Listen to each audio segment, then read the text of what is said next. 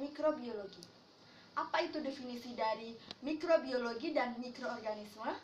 Baiklah, mikroorganisme adalah makhluk hidup yang berukuran kecil, yang memiliki bentuk kehidupan serta karakteristik yang khas, yang bisa dibedakan dari organisme lain, terutama mampu hidup di berbagai habitat. Mikroorganisme itu disebut dengan jasad renik, mikrobia, mikroba, maupun kuman. Sedangkan mikrobiologi itu merupakan telaah mengenai organisme hidup berukuran mikroskopis yang meliputi virus, bakteri, protozoa, alga, dan fungi. Beberapa mikrobia, alga, dan fungi yang berukuran cukup besar dan dapat dilihat dengan mata telanjang tetapi masih dimasukkan dalam kajian mikrobiologi. Selanjutnya, saya Yuliani Ardiani akan menjelaskan tentang penemuan mikroorganisme. Mikroorganisme pertama kali ditemukan oleh Anthony van Leeuwenhoek pada tahun 1632 sampai 1723. Dia adalah ilmuwan pertama yang melihat dan mendeskripsikan mikroorganisme secara akurat pada tahun 1660. Selanjutnya, pengamatan mikroba pertama kali melalui mikroskop. Anthony van Leeuwenhoek mengkonstruksikan mikroskop dan orang pertama yang mengamati dan mendeskripsikan mikroorganisme secara akurat. Mikroorganisme tersebut dinamakan animalculus atau hewan kecil yang meliputi protozoa, alga, kamir, dan bakteri. Penemuan animalculus di alam menimbulkan rasa ingin tahu dan mengenal lebih jauh. Saya Indah Anggreni, saya akan menyampaikan kelompok mikroorganisme. Yang pertama, bakteri. Jamur,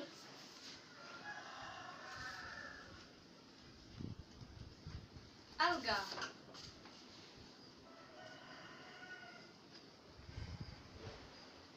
protozoa,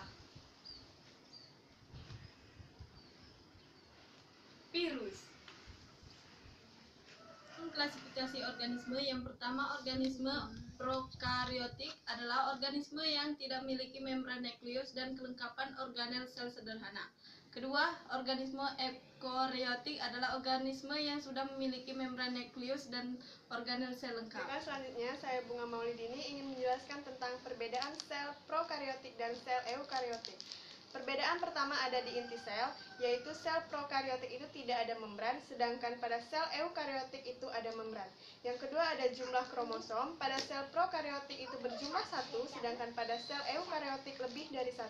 Yang ketiga ada ukuran ribosom, pada sel prokariotik itu 70S, sedangkan pada sel eukariotik itu 80S. Dan yang terakhir ada organel sel, pada sel prokariotik tidak lengkap, sedangkan sel eukariotik itu lengkap, ada mitokondria, RE, badan Golgi, lisosom, dan Selanjutnya, saya sebagainya. Fiorita Beladina akan menjelaskan tentang peranan mikroorganisme.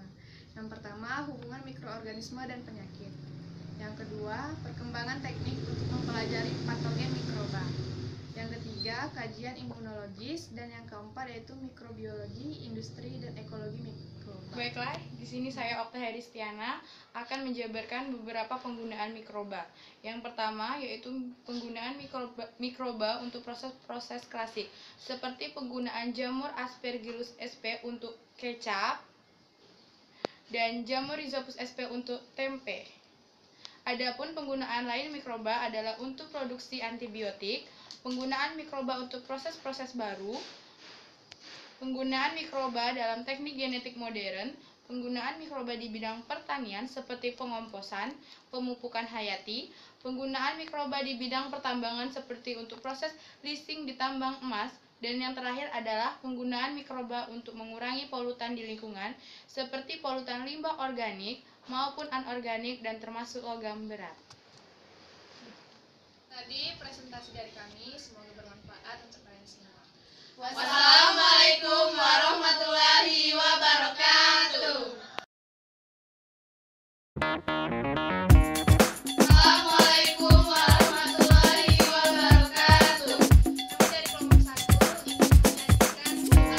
ingin menyajikan warahmatullahi wabarakatuh. Kami dari kelompok 1